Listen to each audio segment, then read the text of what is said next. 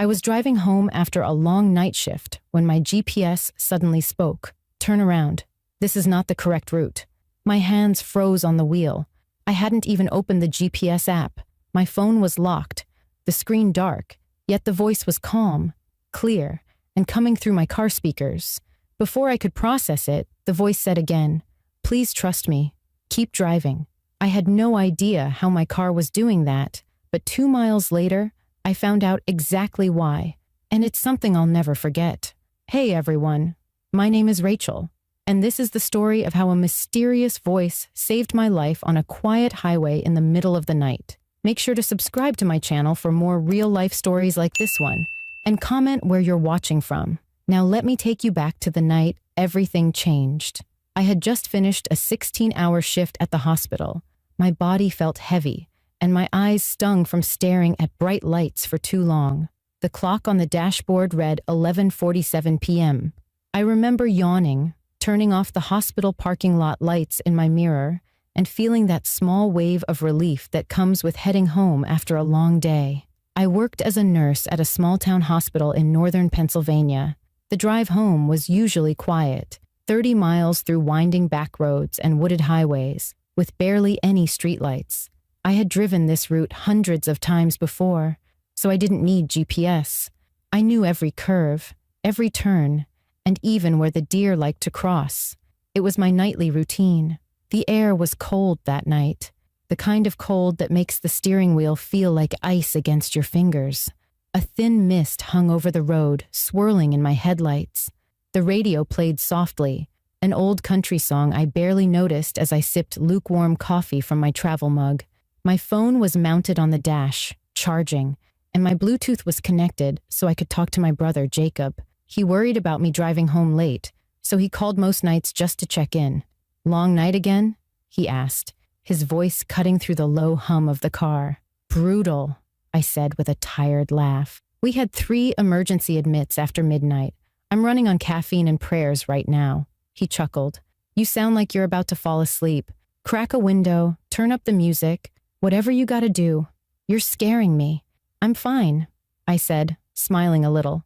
"I'll be home in 40 minutes. Promise." The first half of the drive was peaceful. Just me, the fog, and the empty road. The trees on both sides leaned close, their bare branches forming dark arches over the asphalt. It was quiet enough to hear the hum of the tires against the pavement. I was halfway home when the radio suddenly cut off mid-song. Static filled the car for a few seconds before the speakers went silent. I frowned, glancing at the radio. Then, out of nowhere, a voice came through my car speakers.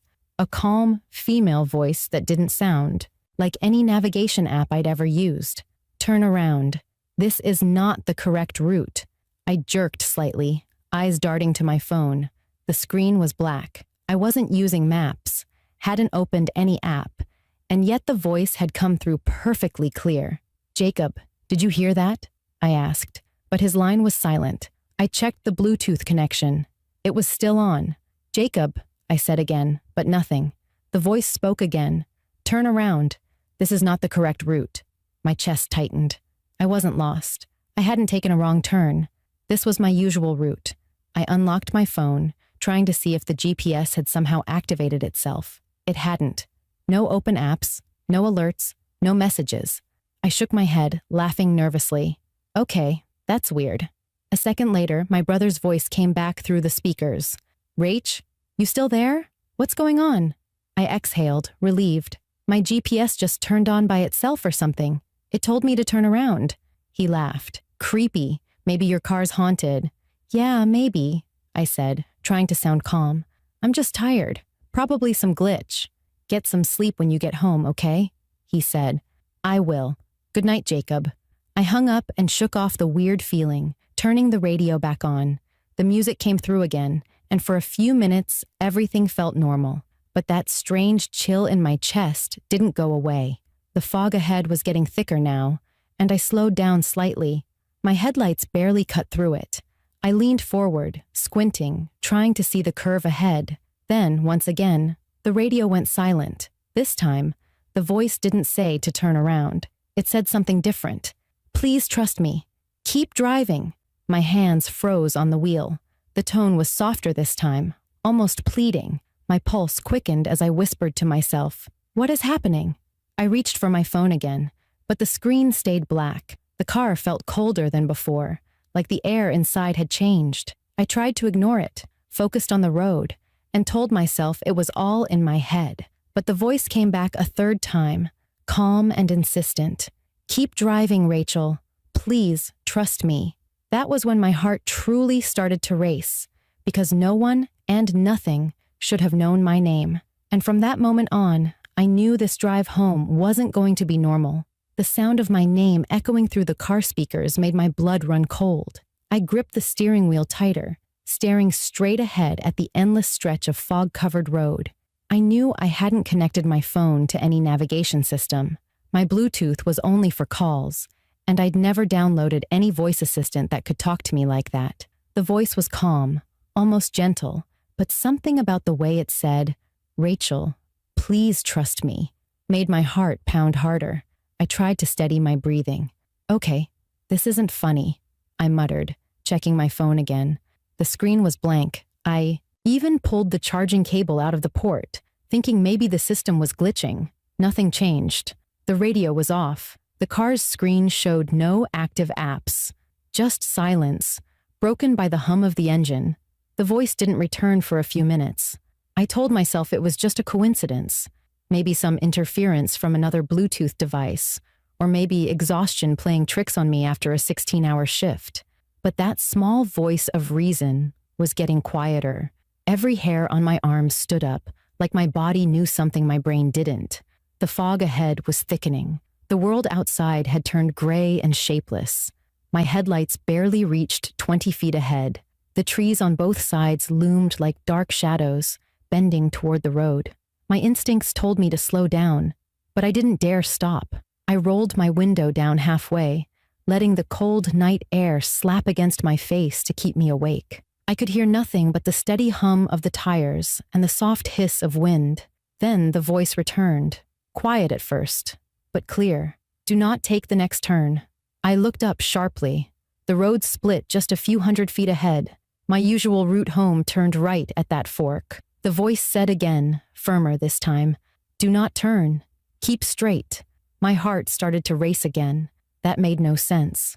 Turning right was the only paved road that led back toward my town. Going straight meant taking an old service road that looped deeper into the woods, a road I hadn't driven in years.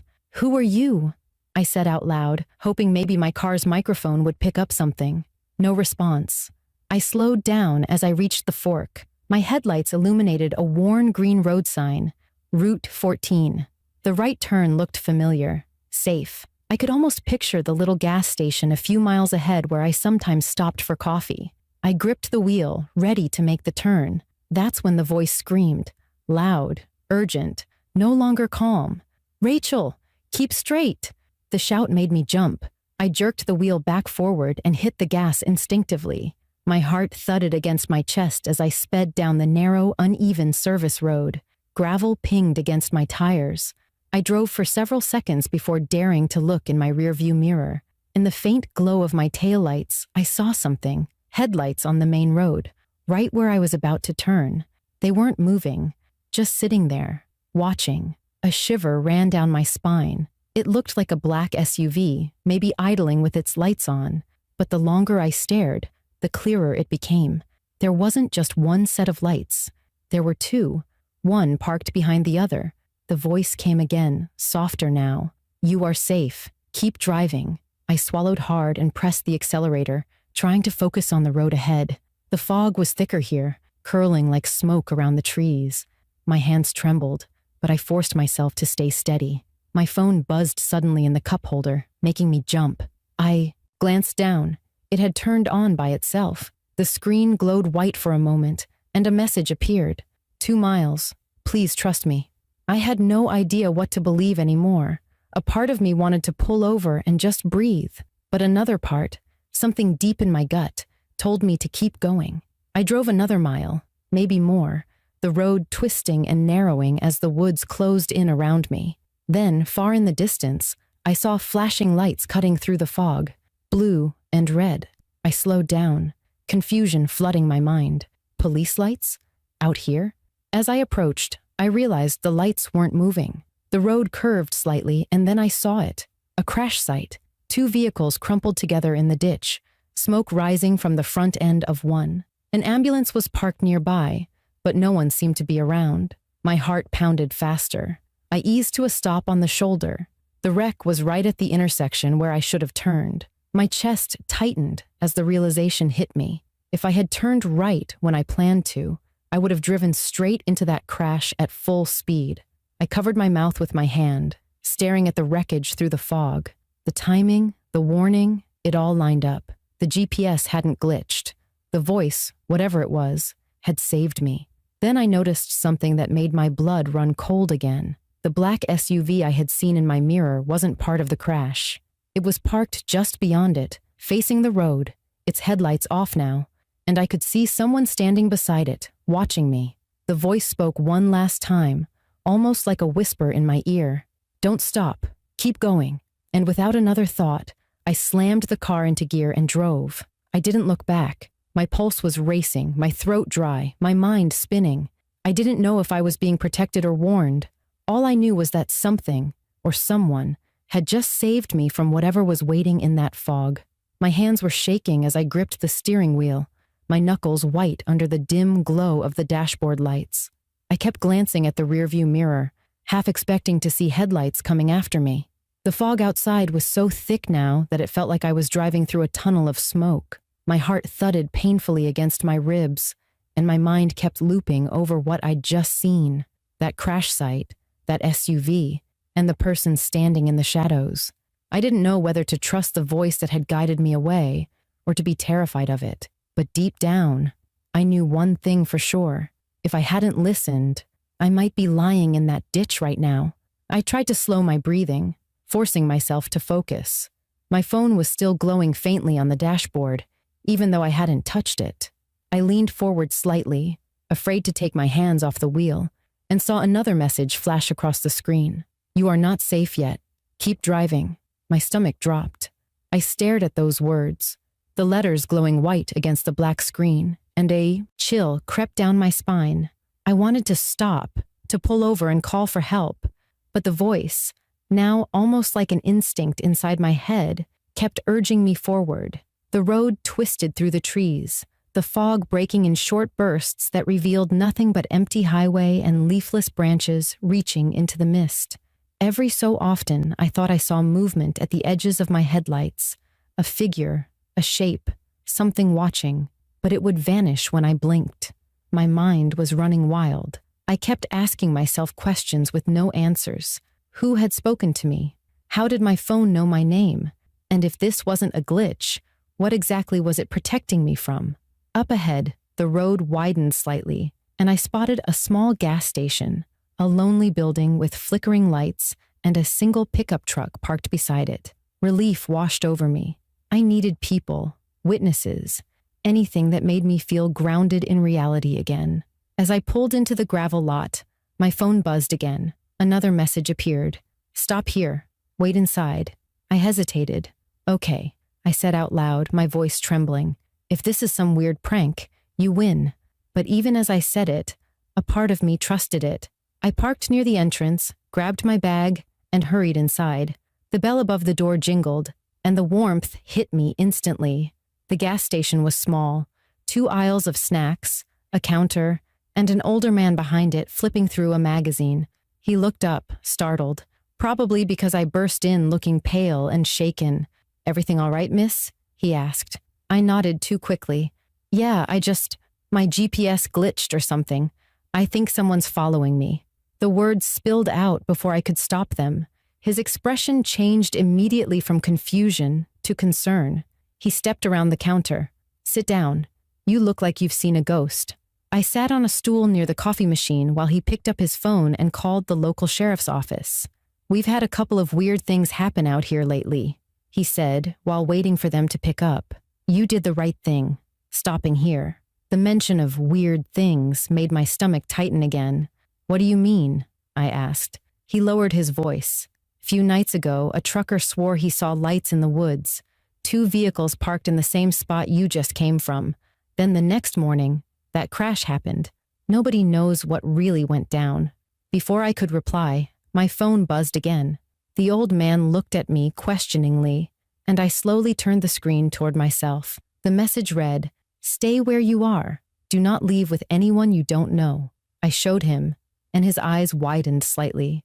"You sure you're not pranking me?" "I swear I'm not," I said, my voice breaking. "It's been talking to me for the last hour. It knew things it couldn't possibly know." He shook his head, muttering, "Well, whatever's going on, we'll let the sheriff sort it out." 15 minutes later, a police cruiser pulled up outside. The blue and red lights flashed through the fog, and for the first time all night, I felt a wave of relief. The officer stepped inside, a tall man in his 40s with kind eyes and a calm voice. His name tag read Nolan. "Ma'am, I'm Officer Nolan. You the one who called in?" I nodded. "Yes." My GPS started giving me warnings. It told me to take a different road. It said my name. He studied me for a moment, probably deciding if I was just another exhausted driver imagining things. Then he said, "You said you saw a crash back there?" "Yes," I said, gripping the edge of the counter. "Right where I was supposed to turn. There were police lights and cars, but no one around." He glanced toward the door, frowning. "There aren't any active scenes in that area right now. Dispatch would have told me." My stomach twisted, but I saw it. There was smoke, flashing lights, everything. He looked thoughtful, then motioned for me to stay put. "All right, let's check it out. You can follow me in your car. Just stay close." The old man handed me a small flashlight. "Take this, just in case." I thanked him, took a deep breath, and stepped outside. The fog had lifted slightly, revealing the quiet stretch of road. The officer's cruiser pulled ahead, its lights flashing softly, and I followed close behind. As we drove, I felt the tension ease just a little. The road that had felt so menacing minutes ago now seemed calm, normal even. But when we reached the intersection where I'd seen the crash, my relief vanished. There was nothing there. No cars, no tire marks, no broken glass. The road was spotless. Officer Nolan stepped out, scanning the area with his flashlight. I sat in my car, staring at the empty space, my heart pounding again. That's when my phone buzzed once more. I looked down at the screen. 2 miles ahead, you'll understand. And even though fear gripped every part of me, I started the engine again, because somehow I knew that whatever this was, it wasn't over yet. I followed Officer Nolan's cruiser down the quiet, winding road. The red and blue lights flashed rhythmically, cutting through the mist like slow pulses. The forest around us was silent now. No crickets, no wind, just the distant hum of the patrol car's engine and my own shallow breathing. Every second felt stretched, heavy with anticipation. My hands were still trembling, but I kept them steady on the steering wheel. I didn't know what I was driving toward, only that my phone's message had told me to keep going. 2 miles ahead, it said. 2 miles to find out why. When we reached the 2-mile mark, the road opened up slightly. The fog thinned enough to reveal a wide dirt pull-off on the right side, half hidden by trees. Officer Nolan slowed down, his headlights sweeping across the area. Then he came to a stop. I pulled in behind him, heart hammering in. My chest. I expected him to get out, but instead, he sat in his car for a moment, talking into his radio. After a few seconds, he stepped out, flashlight in hand, and motioned for me to stay behind him. The air was cold enough to sting my lungs when I opened the door. Gravel crunched under my shoes as I stepped out, hugging my jacket tight. "What is this place?" I asked quietly, my voice shaky.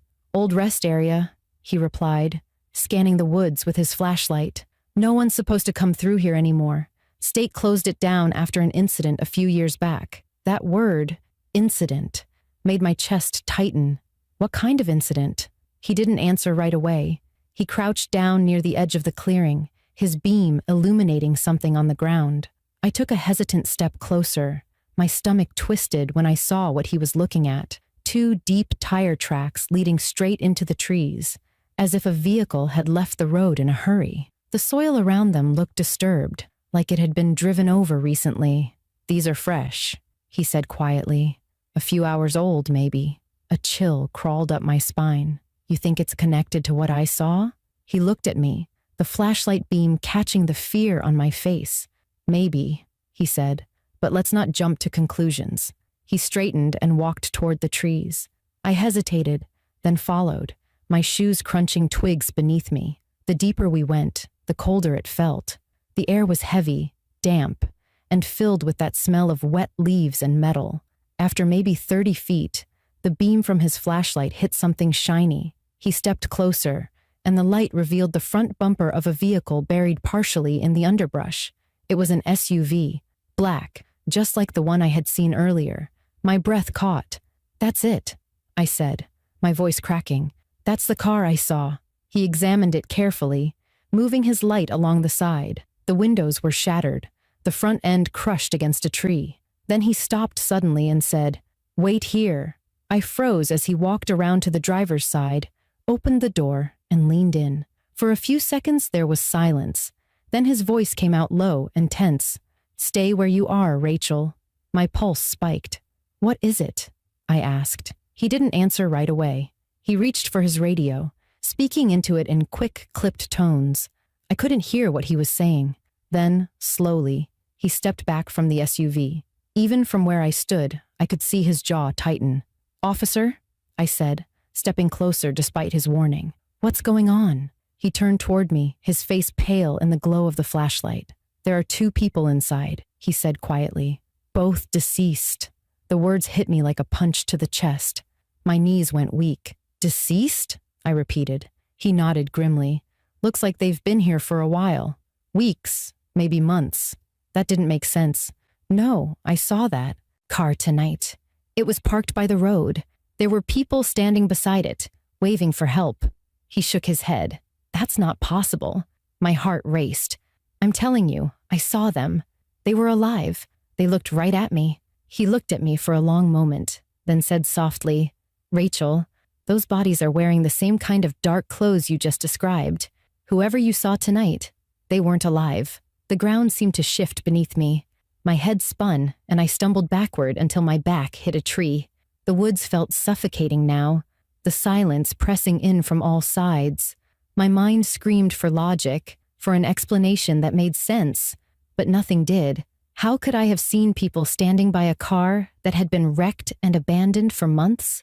Before I could speak again, my phone buzzed in my pocket. I pulled it out with trembling hands. The screen lit up with a single new message. "Now you know why I told you to keep driving." My breath caught in my throat. The officer noticed the glow from my phone. "Is that the same message source?" he asked. I nodded, my voice barely above a whisper. "It's like it's been watching everything." He stared at the trees, his expression serious. "You should go home, Ms. Moore. I'll have a team investigate this area." But as he turned toward his car, something flickered on my phone again. Another message. "Don't leave yet." And before I could react, a noise came from behind the wrecked SUV, a low metallic creak followed by a muffled thud. The officer whipped around, gun drawn, shouting, "Who's there?" I froze, staring into the dark. For a moment, nothing moved. Then, faintly, from somewhere beyond the wreck, a whisper floated through the trees. It was a woman's voice, soft, pleading, and horribly familiar. "Please help us." Every hair on my body stood up. My heart pounded so hard I could feel it in my throat. I backed away slowly, clutching the phone like it was the only thing keeping me grounded. The voice came again, closer this time, as if it was right behind the wreckage. "Rachel, thank you for not stopping." That was the moment I realized. The voice on the GPS, the one that had saved me, belonged to her. Whoever had died in that car was the one who had somehow warned me. She'd made sure I didn't end up like them. Officer Nolan kept his flashlight fixed on the wreck, his jaw tight, but neither of us said another word. Whatever had happened here went far beyond what either of us could understand. I turned toward my car, the phone still glowing in my hand. One final message appeared on the screen before it went black again. "It's over now. Go home." And this time, I listened. The drive home that night felt longer than any drive I'd ever taken in my life. My hands were cold, gripping the steering wheel so tight my knuckles hurt. The forest around me was silent, and though I knew the road well, every turn felt unfamiliar. I kept checking my rearview mirror, half expecting to see the flash of headlights or a shadow moving in the fog. But there was nothing, just the steady rhythm of my tires on the pavement and the faint hum of my car engine. When I finally pulled into my driveway, I cut the engine and sat there for several minutes, too shaken to move. The house was dark, the porch light off, and for once, the silence didn't feel peaceful. It felt heavy. I leaned back in my seat, staring at my phone resting on the passenger seat. The screen was black again, lifeless, as if none of what had happened had ever existed. I pressed the power button. Nothing. The battery had been at 80% before I'd left the gas station. Now it wouldn't turn on at all. I forced myself to go inside. The warmth of my home didn't help much. I still felt that chill deep in my bones. I went straight to my kitchen, turned on every light, and poured myself a glass of water with shaking hands. My reflection in the window looked pale and drained. I looked like someone who had aged 5 years in one night. I didn't even bother to go to bed right away. Instead, I sat at the kitchen table, trying to piece everything together, what the voice was, who it belonged to, and how my phone could have sent messages with no signal or power. At sunrise, I finally called my brother, Jacob. His voice was groggy when he answered. "Rach, it's 6 in the morning. You okay?" I hesitated, unsure how to even begin. "I think something tried to save me last night," I said quietly. Then I told him everything, every strange message, the voice saying my name, the wrecked SUV, the officer, and that final whisper in the woods. He was silent for a long time after I finished. Finally, he said, "You sure you didn't dream some of it? You've been overworked, Rachel. Stress can make you see things." "I know what I saw, Jacob," I said firmly, "and what I heard." He sighed. Okay. Just promise me you'll rest today, all right? Don't drive anywhere. Stay home." I agreed, though deep down, I knew rest wouldn't come easily. Later that afternoon, I received a call from Officer Nolan. His voice was calm, but serious. "Ms. Moore, I wanted to update you," he said. "We identified the vehicle we found last night. It matched a missing persons report filed almost 4 months ago. A couple, Mark and Jenna Hayes, went missing while driving through that same stretch of highway. Their car must have gone off the road that night and wasn't found until now." I felt my throat tighten. 4 months, I whispered. "But I saw people standing next to that car last night. They were alive." He paused for a moment before answering. "Whatever you saw, it led us to them. Without your report, we wouldn't have found that site for weeks, maybe months. So, whatever told you to go there, it was right." After the call, I sat quietly on my couch, staring at the muted television. A strange mix of grief and gratitude filled my chest. I couldn't stop thinking about Jenna Hayes. The voice that had guided me, the one that told me to keep driving, had to have been hers. Somehow, she hadn't just disappeared. Somehow, she'd found a way to warn me, to protect me from meeting the same fate. That night, I tried turning my phone back on. It finally lit up, but everything was gone. No messages, no history, no data. It was as if the messages had never existed. But there was one thing new on my lock screen, a single photo. It showed the stretch of road near the crash site, taken from what looked like the forest's edge. The timestamp read 11:59 p.m., the same time I had been driving through that area. I hadn't taken the picture. I stared at it for a long time, then quietly set the phone face down. Some things, I realized, aren't meant to be understood. In the following weeks, I started taking a different route home from the hospital, longer but better lit. The fog never bothered me the same way again. I'd catch myself glancing at my dashboard sometimes, half expecting that calm voice to speak again. It never did. But every now and then, especially on quiet nights, my car radio would flicker for a moment, like it wanted to remind me it was still there. A few months later, I visited the small memorial that had been placed near the site of the crash.